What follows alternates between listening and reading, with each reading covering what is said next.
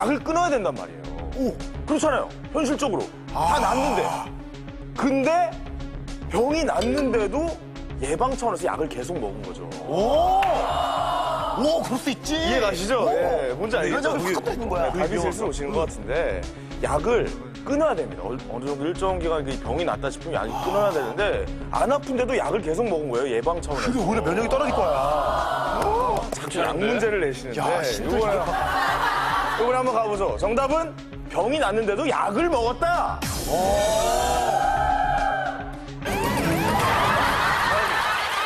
맞는 것 같은데? 약 문제를 맞춰본 적이 없어. 맞는 것 같은데. 힌트 좀 받아야 될 것 같아요. 네. 그래요? 한 분이 말씀하셨는데 그 대답이 거의 반대라고 보시는 거예요. 다 낫지 않아도 약을 끊은 거야. 우와, 괜찮다.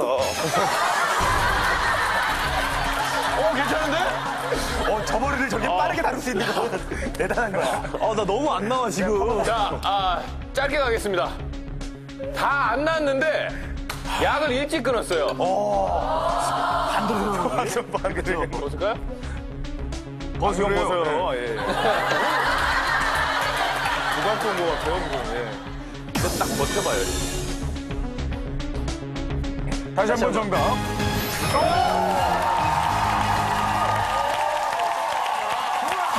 위기 탈출 넘버 원. 정답은 바로 약을 끝까지 제대로 먹지 않는 습관입니다. 야, 그러고 보니. 실제 앞서 본 사례 중 준기군의 경우 퇴원하면서 항생제를 처방받았지만 증세가 금세 호전되자 약에 대한 내성을 걱정한 엄마가 바로 약 복용을 중단해 한 3일분 주면 급성 먹고 말아요. 폐렴으로 발전해 사망한 것이고, 두 번째 심여사의 경우도 경구용 골다공증 치료제를 장기간 복용했다가 더 이상 통증이 심하지 않자 다 나은 것으로 생각해 약 복용을 중단한 탓에 보냈던 건데.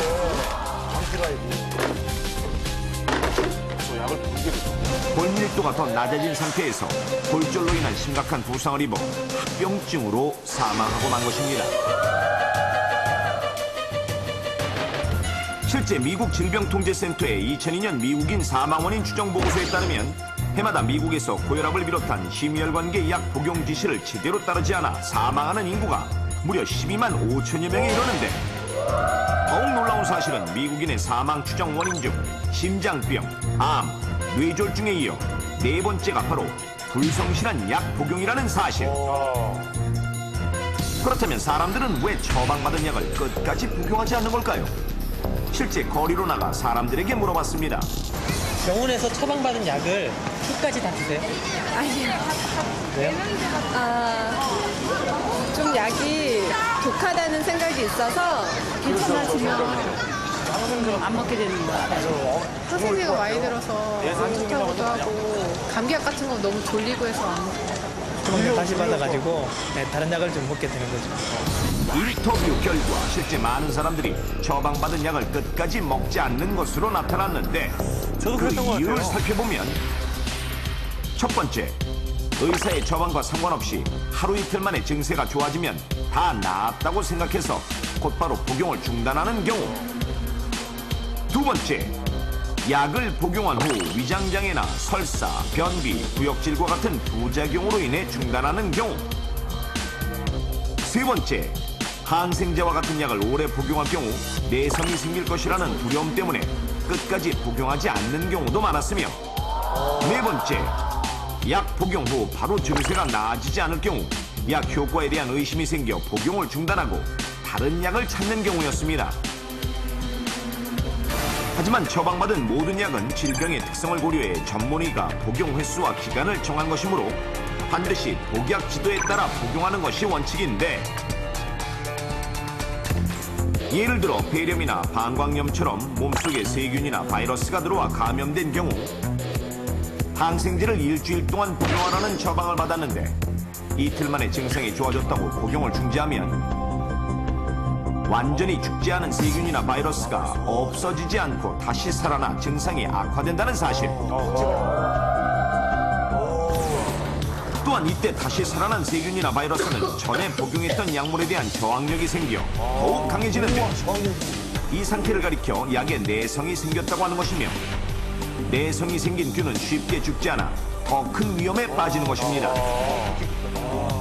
또한 완치가 어려운 고혈압이나 뇌졸중, 심장질환과 같은 경우 현재 상태보다 더 나빠지는 것을 막기 위해 꾸준히 약을 먹는 것인데 부작용 등을 이유로 의사와 상담 없이 복용을 중단하거나 불규칙하게 복용하면 마찬가지로 상태가 더 악화돼 위험해질 수 있는 것입니다. 뿐만 아니라 최근 국내에서 환자가 늘고 있는 혈액의 경우 어떤 약도 효과가 없는 이른바 슈퍼혈액 환자가 238명에 달하고 특히 20, 30대의 발병률이 높은 것으로 나타났는데 그 이유는 바로 혈액의 위험성에 대해 잘 모르는 젊은 층일수록 약을 불규칙하게 복용하거나 복용을 아예 중단하는 경우가 많았기 때문. 자, 그렇다면 실제 우리 가정에서는 약을 어떻게 복용하고 있을까요? 넘버원에서 직접 찾아가 봤습니다. 이곳은 네 식구가 함께 사는 우빈이네 집. 현재 집에 보관하고 있는 약을 모두 꺼내보는데 맨날 이렇게 많아요? 약이 이렇게 많아요? 예, 우리 애가 천식이라서요. 이제 천식에 이렇게 발작날 때마다 먹을 이제 감기 걸리거나 이렇게 할 수 있는 약하고 그다음에 이제 제가 두드러기 알레르기가 좀 있어가지고 알레르기 날 때마다 먹는 약이에요. 꾸준히 복용하는 약 외에도 먹다 남긴 약들이 무려 20가지가 넘습니다. 이렇게 약을 끝까지 먹지 않은 이유는 뭘까요? 좀 먹기도 싫어하잖아요, 애가. 그래서 좀 증상이 괜찮아지면 조금 쉬었다 먹으면 되지 않을까라는 생각도 들고 엄마 마음에서 그냥 너무 불쌍하기도 하고 이래서요. 그 이유는 바로 약 복용 중 증상이 나아졌기 때문인데 심지어 복용을 중단한 약들 중에 조제한 지 2년이 지난 것들도 있습니다. 자, 그렇다면 다른 집의 경우는 어떨까요? 역시나 복용을 중단한 약들이 서랍에 가득 차 있고 그 외에 따로 상자에 담아둔 약들도 있습니다. 놔뒀다가요. 다음에 똑같은 증상이 나면은 그냥 또 먹고 그러거든요. 세 번째 집에서도 가족들이 복용하다가 남긴 약이 10여 가지가 넘는데 근데 중간에 좀 나아진 것 같아서 안 먹었는데 버리기는 아깝고 나중에 또 병원 가면 귀찮으니까 그냥 뒀다가 먹으려고 그냥 놔뒀는데 생각보다 많네요. 꺼내놓으니까. 네 번째로 찾아간 집은 물론 그 다음 집에서도 복용을 중단한 약들이 이렇게 많은 것으로 나타났는데 실제 많은 가정에서 이런 습관으로 인해 자신도 모르는 사이에 약에 대한 내성을 키웠을지도 모릅니다. 실제 확인 결과 남은 약을 보관했다가 나중에 다시 복용하겠다는 경우도 많은 것으로 나타났는데 하지만 모든 약에는 유효기간이 있어 시간이 지나면 약 효과가 사라지거나 변질될 수 있기 때문에 만약 이런 사실을 모르고 유효기간이 지난 약을 복용했다가는 자칫 위험에 빠질 수도 있다는 사실. 실제 지난해 한 협심증 환자가 갑작스런 가슴에 통증을 느끼고 오래전에 먹다 남긴 발작 완화약을 먹었지만 상태가 더 악화돼 응급실에 실려간 사례도 있었습니다. 와, 근데 아파.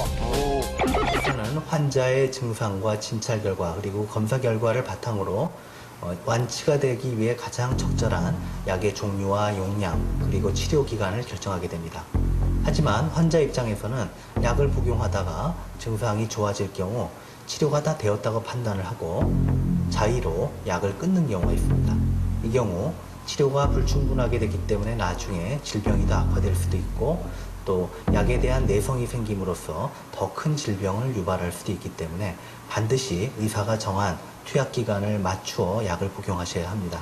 그렇다면 효과적인 약 복용법은 무엇일까요? 지금부터 넘버원에서 알려드리겠습니다. 첫 번째,